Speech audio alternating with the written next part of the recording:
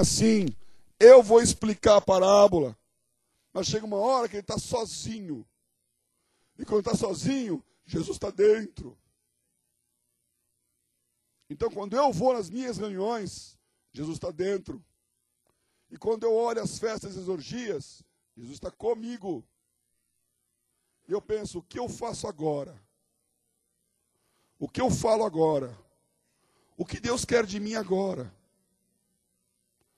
Quem está lá no Butantã comigo já me ouviu falar muitas vezes isso. A cada semana você vai sair da sua casa e vai enfrentar situações. E as situações são para glorificar o nome de Deus. Se você tiver os olhos de Deus. Então, quando vem o problema, é aí que você pode dar uma palavra espiritual. E eu levo a minha vida inteira assim. Há um desafio. Por que eu estou nesse lugar? Por que aconteceu esse problema? Por que esse avião atrasou? Então eu vou colecionando os casos. E vou melhorando de fé em fé. Já tenho mais fé agora. Então, agora que eu estou falando com as pessoas que decidem. Tem que conversar com os presidentes das empresas. Tem que conversar com os ministros de Estado. Tem que conversar com a presidente Dilma. E eles fazem a pergunta, e você tem que ter uma resposta. Então eu fui lá para o Itamaraty falar sobre o Brasil. E eles perguntaram, qual é a sua proposta? Bom, você tem que ter uma resposta. Tem que preparar aquela resposta. E eles vão crivar de perguntas. E quando encontrou com a Dilma, ela falou, você é da Brain. Afinal, o que é a Brain? Bom, na hora em que o presidente perguntar qual é a tua, você tem que ter uma resposta. Talvez aqui a maioria não consiga estar diante do presidente, mas alguém vai perguntar, qual que é a tua? Por que você não fez o que os outros fizeram? Então o Daniel, para chegar lá e entregar as orações com a janela aberta, primeiro ele teve que deixar de comer o manjar, quando ninguém estava olhando para ele. E ao não comer o manjar, o Aspenaz ia botar o olho grande. Ele escuta, amigo, vai aí, o meu papel é fazer você ficar gordo aí, vai, come. Fala, não, eu quero fazer diferente. Eu quero ser diferente. Se esse espírito é em você, está suficiente. Daniel não sabia que ele ia para a Cova dos Leões. Eu estava com meu irmão aqui esses dias, falando essas coisas. Ele falou, então, sempre tive um intercessor. Eu não tinha pensado nesse aspecto. Mas quando Daniel estava na Cova dos Leões, tinha alguém orando por ele. Quem estava orando por ele era o rei. O rei passou a noite em claro, pensando, e agora, meu? Deus, se o Senhor existe, cuida desse cara.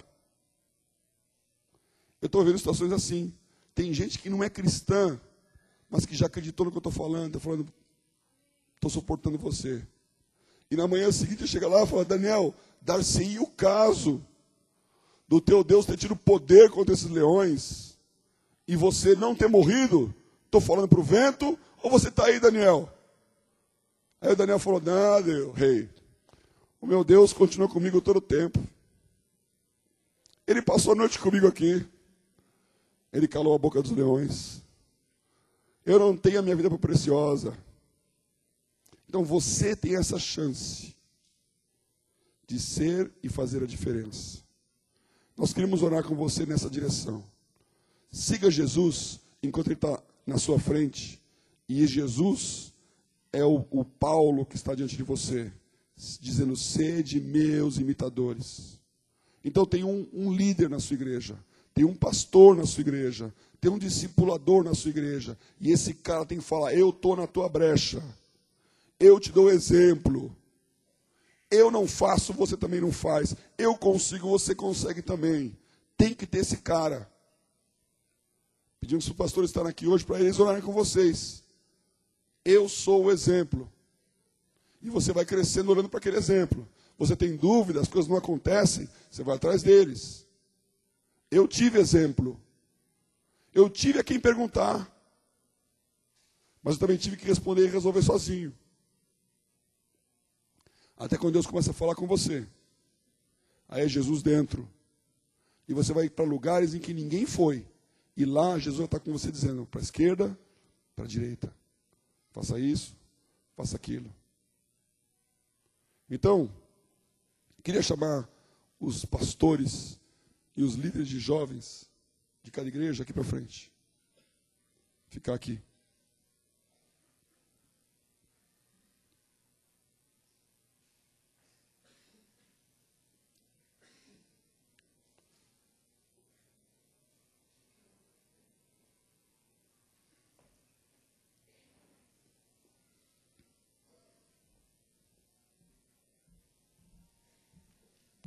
O que nós demandamos desses homens aqui, nas mulheres de liderança da igreja? Nós demandamos fidelidade. Nós demandamos exemplo. E um pouco mais difícil, nós demandamos que eles não se contaminem com a própria geração. Às vezes tem que dar uns puxão de orelha na turminha aí. Para de falar mal. Para de lembrar dos problemas. Fecha mais aqui. Tem muito líder, que beleza, hein?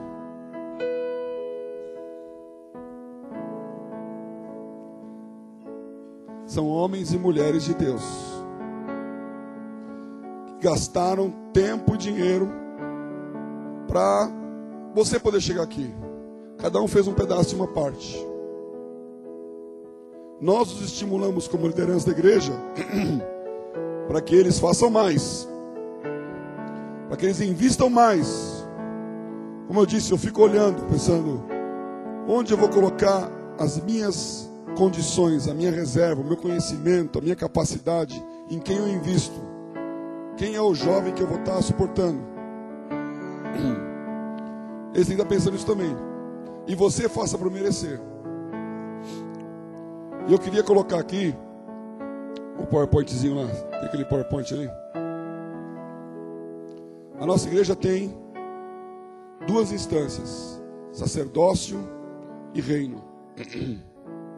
E aqui na frente está o sacerdócio. São as pessoas de referência. Essas pessoas estão dando expediente para vocês. Alguns expediente tempo integral. Alguns expediente das reuniões. E a casa aberta.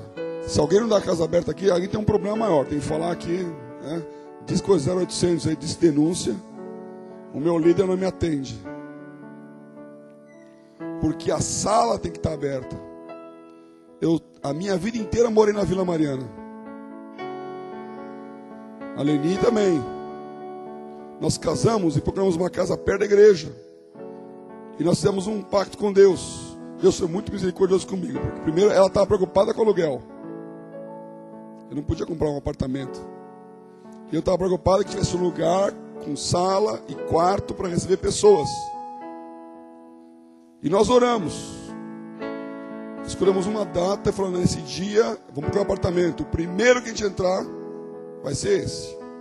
Fizemos nossa oração. E naquele dia, eu olhei um apartamento e a Leni olhou outro.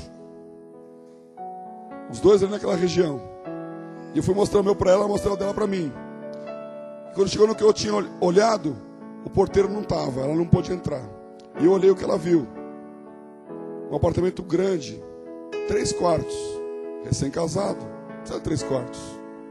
Uma sala enorme. E eu recebi conselho de pessoas da igreja. Paulo, para que você vai gastar dinheiro num apartamento grande? Compra um negócio pequeno, aluga menor. Eu quero um lugar que as pessoas possam dormir em casa. E uma cozinha onde eles possam almoçar. E uma sala que possa ter uma reunião grande. E quando eu fui na imobiliária alugar aquele lugar, eu descobri que o apartamento que eu vi e o apartamento que a Leni viu eram do mesmo dono. Os dois únicos que ele possui. No mesmo dia, em São Paulo, eu olhei um, a Leni olhou outro. Aí ele falou, ai, que coincidência. Eu falei, não existe coincidência. Existe plano de Deus. E quando a igreja cresceu, e o grupo lá cresceu do Butantã ali em casa, todos eram da Vila Sônia, Butantã. Nós começamos a igreja do Butantã. Aí nós fizemos o quê? Nós mudamos para o Butantã. Então, o líder tem que estar perto de onde está a igreja. Não é em Alphaville. A menos que a igreja seja Alphaville. Aqui deve ter uns 12 nesse caso aí no acampamento. Temos hoje já o nosso grupo da igreja de Alphaville.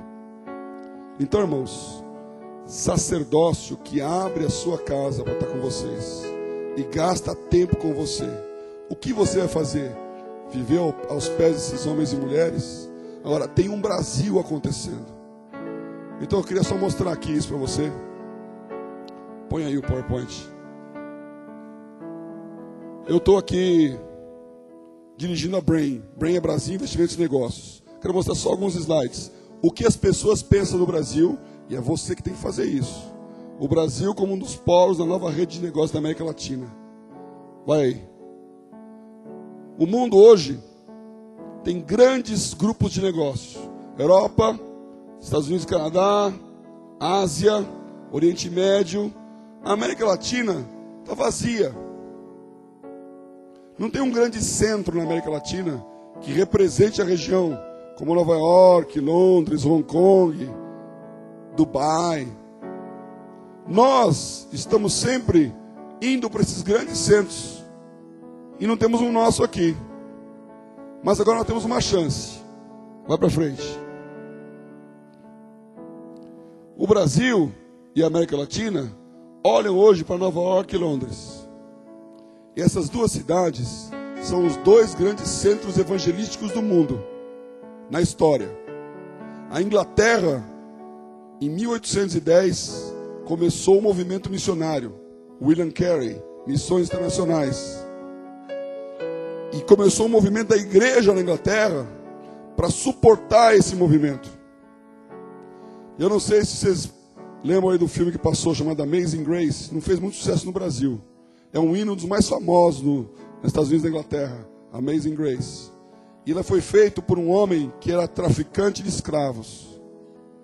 E no dia em que foi abolida o tráfico negreiro, a gente estuda isso na escola, que os ingleses fizeram o Bill Aberdeen e proibiram o tráfico negreiro no mundo. Isso não foi comercial, isso foi cristão. Igreja falando com os seus deputados no Congresso, dizendo: é absurdo um homem escravizar um homem, não é cristão. O poder da igreja mudou a Inglaterra. E depois, pela liberdade religiosa, um grupo de ingleses sobre os Estados Unidos e fundou os Estados Unidos, que é o país mais cristão do mundo. E esses grandes centros tornaram centros do mundo. E nós dependemos deles. Esse não é uma apresentação para cristãos. Agora tem uma novidade. Vai lá para frente. Mais um. Na América Latina está se formando uma rede. E São Paulo é um dos principais pontos dessa rede, integrando os países da região, fazendo um mercado aqui e atraindo o mundo inteiro para cá. Então, quando um investidor quiser vir para cá, aplicar em Brasil, ele vem para o Brasil. Quando uma empresa quiser crescer, ela vem para o Brasil. Hoje, no mundo inteiro, as pessoas estão dizendo: nós precisamos ir para o Brasil. Nós precisamos conhecer o Brasil. Todo mês eu recebo currículo de pessoas da Inglaterra e dos Estados Unidos dizendo: posso fazer um estágio grátis na Brain? Eu preciso de Brasil no meu currículo.